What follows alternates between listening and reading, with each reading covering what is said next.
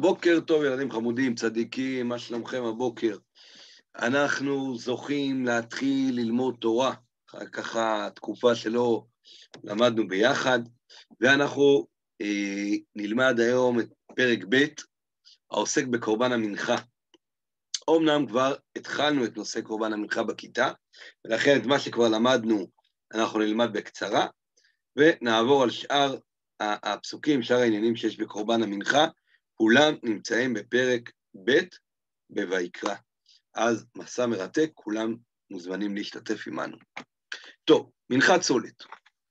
אומרת לנו התורה, ונפש כי תקריב, מנחה, קורבן מנחה לאדוני, סולת תהיה קורבנו, ויצק עליה שמן ונתן עליה לבונה. בסדר? אז קורבן המנחה הוא מורכב משלושה חומרים.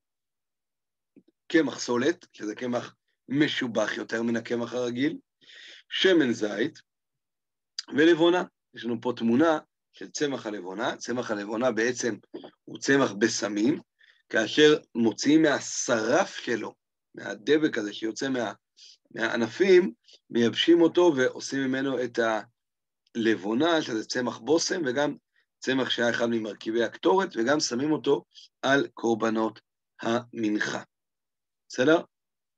עכשיו, אני מזכיר לכם פה רש"י מאוד מאוד חשוב שראינו ביחד בכיתה, לגבי הפתיחה של הפרק, ונפש כי תקריב, כתוב לנו. אומר רש"י, לא נאמר נפש בכל הקורבנות נדבה, אלא במנחה. זאת אומרת, בכל הקורבנות של הנדבה, כתוב, אדם כי יקריב מכם, איש כי יקריב. פה כתוב נפש. למה ככה? מי דרכו להתנדב מנחה? אני. אמר הקדוש ברוך הוא, מעלה אני עליו כאילו הקריב את נפשו. המילה נפש מזכירה מסירות נפש. מה מסירות נפש? זה כולה קמח עם קצת שמן זית, שיביא פר, שיביא איל. לא, מי בדרך כלל מביא מנחה? אני. אין לו כמעט כלום, אבל הוא רוצה להביא מתנה להשם. המילה מנחה פירושה מתנה. הוא רוצה להביא מתנה להשם. אז הוא מביא מה שיש לו. קצת קמח, קצת זה, יכול להיות שבשביל זה הוא חסך מארוחת ערב שלו. אז מעלה עליו הכתוב, כאילו הקריב את נפשו. הקדוש ברוך הוא מסתכל על המאמץ של האדם. אני שמביא מנחה, כאילו נותן את נפשו. בואו נמשיך. מה עושים עם המנחה הזאת? והביאה אל בני אהרון הכהנים וקמץ משם, מלוא קומצו מסלתה ומשמנה, על כל עוונתה, והקטיר הכהן את אזכרתה, המזבח הישר ריח ניחוח לאדוני. זאת אומרת, מגיע אני עם המנחה, נותן בהתחלה את הקערה הזאת אל הכהן, לוקח הכהן את קערת המנחה, ומה עושה? שמתם לב? מה הוא עושה? הוא מגיש אותה אל קרן המזבח, ככה מקרב אותה אל השם. אחר כך, וקמץ משם אלו קומצו. בסדר? זוכרים, ראינו את זה בכיתה, נראה את זה גם פה, את פעולת הקמיצה שאנחנו רואים כאן. פעולת הקמיצה זה בעצם לוקחים מן הקמח מה שנכנס באצבעות, כמו שאתם רואים בציור, בשלושה אצבעות בדיוק, עם האצבעות הנותרות, עם הזרת ועם האגודל, מיישרים את הקו ככה שיהיה בדיוק קומץ, עבודה שצריך ללמוד אותה, וזה מהסולת יחד עם השמן, על כל לבונתה. חוץ מזה, מביאים גם מלקטים מהקערה את כל הלבונה שהייתה מונחת מלמעלה, ואת הקומץ הקטן הזה יחד עם הלבונה, מקטיר הכהן למזבח, זה נקרא אזכרתה, זה מזכיר לפני הקדוש ברוך הוא, מזכיר כלפי מעלה את קורבנו של העני, וזה עולה לריח ניחוח להשם, ריח ניחוח, אפילו שזה רק כמה שקלים של סולת ושמן זית ולבונה, זה ריח ניחוח להשם, כמו פר. אחד המרבה, אחד הממית, בלבד לכוון ליבו לשמיים, כמו שראינו גם על עולת העוף. והנותרת מן המנחה, מה עושים עם כל השאר? לקחנו רק קומץ. כל השאר נותרת מן המנחה לאהרון ולבניו קודש קודשים מאישי אדוני. מה שנשאר, נותנים את זה לאהרון ולבניו, זאת אומרת לכהנים, וזה הם אוכלים את זה, רואים את זה פה בתמונה, והאכילה שלהם היא מכפרת ומרוממת את הבעלים. זאת אכילה, זה קורבן שנקרא קודש קודשים. זה מדרגה של קורבן גבוה, יש קורבנות שהם קודשים קלים, אפשר לאכול אותם בכל ירושלים, וגם מי שלא כהן יכול לאכול, אבל קודש קודשים זה רק אוכלים בעזרה, ורק כהנים יכולים לאכול את זה. בסדר? מקבלים את זה מאישי השם, מהאש של השם, מקבלים כאילו הכהנים מתנה.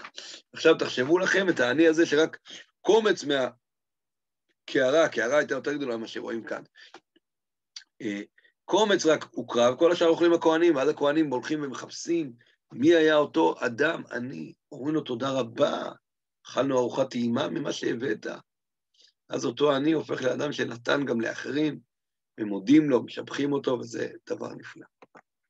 טוב, אנחנו רואים פה קצת תמונות של העבודות של הכהנים, הנה האדם מביא הקורבן, הבאה, רואים פה את הסולת, שמן זית, לבונה, נתינת הסולת, נותנים סולת, יוצקים על זה את השמן, בוללים את זה ביחד, מערבבים, כן, והנה הנתינה לכהן.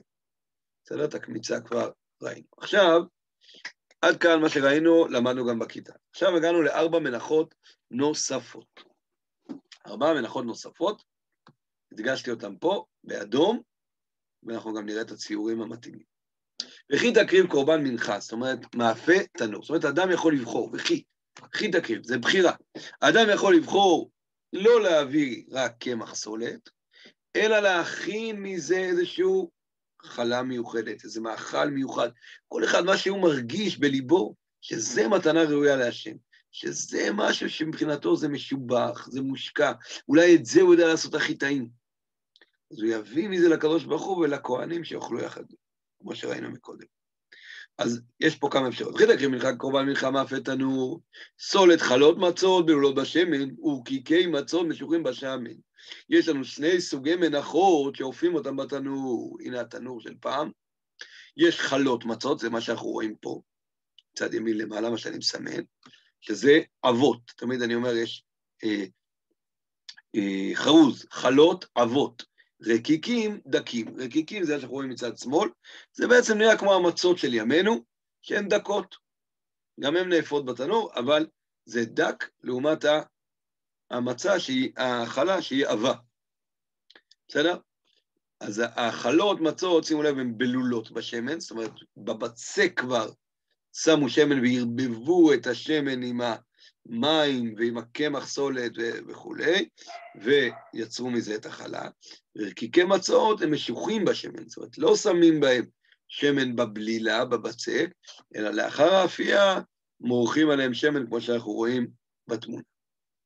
אז יש 2 סוגים. כל דבר כזה מכינים כפול 10. 10 חלות, 10 רקיקים, ואז הרוב הולך לכהן, וחלק הולך למזבח, עוד מעט נראה איך. ואם על מנחה, על מחבת קורבנך. אז אוקיי. סולת בלולה בשמן, מצה תהיה. קורבן מנחה על מחבת. רואים פה את התמונה, אני מקווה שאתם רואים את מה שאני מסמן. בצד ימין למטה התמונה, יש לנו 2 סוגים של בישולים. מה שיותר למעלה זה מחבת. מחבת אין לה שוליים, אין לה דפנות.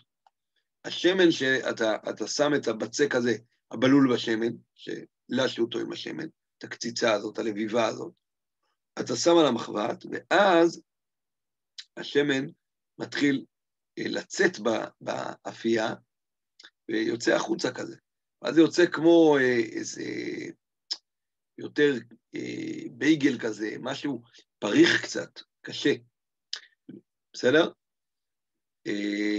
בפסוק ו', פתות אותה פיתים, ויצקת עליה שמן מנחה. עוד מעט אני אחזור לפסוק הזה, נראה קודם כל את הקורבן הרביעי, ואם מנחת מרחשת קורבנך, סולת בשמן תעשה. זאת אומרת, מרחשת זה מה שרואים בתמונה הכי למטה מצד ימין, זה גם בעצם דומה למחבת, שזה מטוגן על האש, אבל יש לזה דפנות, זה איזה שוליים לכלי הזה שנקרא מרחשת, שהשמן רוכש בתוכו. כיוון שהשמן רוכש בתוכו ולא זולג החוצה כמו במחבת, אז זה הופך להיות גם משהו יותר רך, יותר דומה לסופגניה כזאת. בסדר? אז זה 4 דברים. עכשיו, כל אחד מ4 הדברים האלה, גם החלות, האבות, הרקיקים, אלה שבתנור, המחבת והמרחשת, הקציצות האלו, לפני מביאים אותה לכהן כדי שיעשה קמיצה, יקמוץ וכל זה, צריך לפורר אותה, זה נקרא פה בפסוק ו', פתות אותה פיתים, רואים את זה בתמונה, מצד שמאל למטה, חותכים להתחלה ל2, ואז ל4, ואז זה פתיתים דקים, ממלאים את הקערה בעצם בפירורים של אותו מאכל, ואז הכהן יכול לעשות קמיצה מהפירורים. אז פסוק ח' אני קורא, והבאת את המנחה שיעשה מאלה לאדוני והקריבה על הכהן וגישה על המזבח, כמו שראינו מקודם. והרים הכהן מן המנחה את אזכרתה, שזה הקומץ והלבונה, והקטיר המזבח ישאר ריח ניחוח לאדוני. והנותרת מן המנחה לאהרון ובניו, קודש קודשים וישאר אדוני. אז בדבר הזה זה דומה.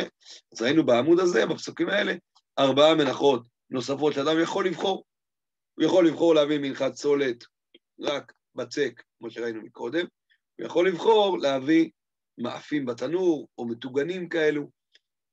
כאשר הוא מביא מאפים ומטוגנים, הוא צריך לעשות פתיתה, לפתות אותם לפתיתים דקים, ואז הכהן יכול לעשות קמיצה, להקטיר את הקמיצה ואת הלבונה, והכהנים אוכלים את השאר.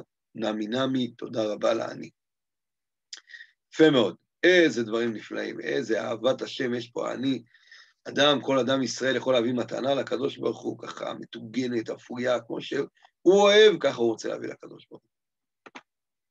בסדר? פה אנחנו רואים עוד פעם סיכום קצר של מה שראינו מקודם, הנה התמונות בגדול, חלות מאפי תנור, הנה הרקיקים מאפי תנור, הפתיתה, המנחת מחבת ומנחת מרחש. טוב, עכשיו דינים נוספים במנחות, פסוק י"א. כל המנחה שתקריבו לאדוני, לא תעשה חמץ, כי כל שאור וכל דבש, לא תקטירו ממנו ישאר אדוני. קורבן ראשית תקריבו אותם לאדוני, ולמזבח לא יעלו לריח ניחוח. יש שני דברים שהם לא עולים לעולם על המזבח. אחד זה חמץ. זאת אומרת, כל מה שראינו בעמוד הקודם, כל הדברים האלה הם לא חמץ, זה מצה. אפילו שזה עווה, זה מצה. זאת אומרת, לשו את זה מהר, כמו שאתם מכירים מההלכות של פסח, לשים מהר, לא נותנים לזה לטפוח. במזבח, תמיד פסח. תמיד לא אוכלים חמץ. החמץ הוא ניפוח כזה, נפח, זה מסמל גאווה. המזבח שונא גאווה. הקדוש ברוך הוא, אי אפשר להתקרב אליו על ידי גאווה. אתה רוצה להתקרב לקדוש ברוך הוא, תהיה בענווה, כמו המצה. שלא יהיה בך ניפוח. דבר שני זה הדבש. דבש, לא הכוונה דבש דבורים, אלא פירות. זה יכול להיות דבש ממש, שעשוי מתאנים תמרים, או כל פירות ממש. הפירות הם מסמלים קצת את התאווה, את האדם שהוא תאוותן לדברים טעימים. גם אם זה לא מתקרבים אל השם. אז הדברים האלה לא עולים למזבח, אסור. מה כן כתוב עליהם בפסוק י"ב? קורבן ראשית תקריבו אותם להשם, ועל המזבח לא יעלו לריח ניחוח. ויש סוג של קורבן שנקרא קורבן ראשית, שזה בעצם הביקורים, שמביאים ביקורים מפירות, אנחנו יודעים, 7 המינים, וגם מביאים ביקורים של החיטה. בשבועות יש 2 חלות ששמים על שולחן לחם הפנים, שנקראות 2 הלחם, שהם חמץ. אז זה נקרא קורבן ראשית, מביאים אותם, אבל לא מעלים אותם למזבח, לא את הביקורים, לא את 2 הלחם, 2 הלחם שמים על השולחן, ואז הכהנים אוכלים, את הביקורים גם רק מגישים אל פינת המזבח, ואז הכהנים אוכלים, על המזבח לא עולים, לא חמץ ולא דבש לעולם. מה כן? בדיוק הפוך. בכל קורבנך, פסוק י"ג, בכל קורבן מנחתך במלח תמלח, ולא תשבית מלח ברית אלוהיך מעל מנחתך, על כל קורבנך תקריב מלח. אז הזכרנו את זה כבר בקורבן העולה, שכל קורבן מוסיפים עליו מלח, ואז לא ראינו שזה היה כתוב בקורבן עולה, ואמרתי לכם שזה כתוב במקום אחר, אז הנה המקור, כל קורבן מנחתך במלח תמלח, אבל כתוב גם על כל קורבנך תמליך מלח. כל קורבן שעולה למזבח עולה עם מלח, והמלח נקרא מלח ברית אלוהיך. אומרים משהו כזה, כמו שמלח יש לו תכונה שהוא לא נהרס לעולם. תשים מלח מחוץ למקרר, בחוץ, פתוח. לא באים לו נמלים, הוא לא מתאפש, לא מתייבש, מלח נשאר קיים לעולם, ככה גם הברית בין הקדוש ברוך הוא לישראל, לעולם לא נהרסת, לעולם לא נגמרת. אז חמץ ושאור אסור לעלות למזבח, חמץ ודבש לא מעלים בכלל למזבח, מלח מעלים תמיד עם כל קורבן. הגענו לנושא האחרון בפרק, מנחת ביקורים. ואם תקריב מנחת ביקורים לאדוני אביב כלוי באש, גרס כרמל, תקריב את מנחת ביקורך. מהי מנחת הביקורים? מנחת הביקורים זה מה שנקרא גם קורבן העומר. אולי שמעתם בעבר, נכון, שבמוצאי חג ראשון של פסח, מוצאי יום טוב ראשון של פסח, היו יוצאים לקצור את העומר, כך שמעתם קצת על הטקס, היו צועקים, הקצור, במעגל זה, במעגל זה, היו קוצרים את העומר ומניפים את העומר, וזה היום שגם מתחילים את ספירת העומר. אז העומר נקרא מנחת ביקורים. למה נקרא מנחת ביקורים? ומה זה ביקורים? אנחנו מכירים ביקורים, ראינו ביקורים של שתי לחם, ראינו ביקורים של הפירות, אבל זה ביקורים, שזה בעצם הדבר הראשון שעושים עם הקציר של השנה החדשה. נגיד עכשיו, תשפ"א התחילה, לא, כרגע אי אפשר לקצור שום דבר, אבל נגיד אולי בחודש אדר, כבר יהיה שעורים שיהיו בשלות, למרות שבדרך כלל קוצרים יותר מאוחר. עדיין יהיה אסור לאכול אותם, זה נקרא איסור חדש, אסור לאכול אותם, עד שיגיע יום הנפת העומר, ט"ז בניסן, יום שלמחרת חג ראשון של פסח, שאז מניפים בבית המקדש את העומר, ומקריבים את העומר, ואז מותר לאכול תבואה חדשה. בימינו שאין לנו בית מקדש, צריך לחכות לסוף היום הזה, סוף ט"ז בניסן, כדי שיהיה מותר לאכול מהחיטה של השנה החדשה וגם מהשעורה. אז מנחת הביקורים היא דווקא לא מחיטה, היא משעורה, השעורה היא בשלה לפני החיטה, כבר באזור פסח, ועושים אותה אביב כלוי באש, אביב זה הכוונה בעצם כמו אבוב כזה, מנפחים את זה, רואים פה את הכהן שמצד שמאל למטה, יש לו כזה אש, כלי כזה שנקרא אבוב, יש פה אש, הוא מניח את הכליות, את השעורים האלה, מצד ימין רואים את השעורים, כן, מניח את השעורים האלה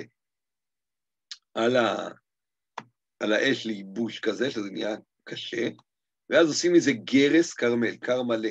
כאשר זה מלא ככה טוב, עושים מזה גרס, גורסים את זה, טוחנים את זה כבר, אחרי שזה כלוי, לא תחינה רגילה של קמח, אלא זה כבר פירורים של משהו קשה, ואז מנפים את זה טוב, טוב, טוב, ב-13 נפות, רואים פה מצד ימין למטה את הניפוי,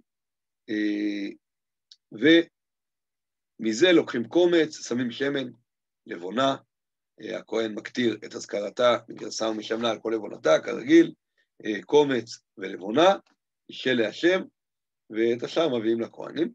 זוהי מנחת הביקורים, והיא המנחה שמסיימת לנו את הפרק הזה. אז לנו ככה שיעור גדוש, ראינו את כל סוגי המנחות, בעצם אפשר להגיד 6 סוגי מנחות, מנחת הסולת הפשוטה, מאפה תנור רקיקים, מאפה תנור חלות, המרחשת והמחבת, כן, 2 סוגי תיגונים, ומנחה אחרת שמנחת ביקורים, שזה אני, אתה והוא לא יכולים להבין, אז זה משהו שעם ישראל מקריב פעם אחת בשנה, קורבן ציבורי, וזהו, חוץ מזה ראינו כמובן מה לא עולה למזבח, לא דבש ולא חמץ, ומה עולה תמיד, שזה המלח. עכשיו, כחזרה היום ככה לקראת הפתיחה של עונת הלמידה מרחוק, במקום עבודה בחבר התורה, יש לכם משחק קוויזי, שהקישור נמצא לכם פה בקלאסרום, ואתם יכולים לשחק להנאתכם. אם לא ידעתם את כל התשובות, תעשו עוד פעם ועוד פעם, ותשלחו לי הודעה, ככה או בקלאסרום או בוואטסאפ של ההורים, תשלחו לי הודעה מתי הצלחתם את הקוויזי ככה ב100%, אני אשמח לשמוע. שיהיה לכם המשך יום סבבה.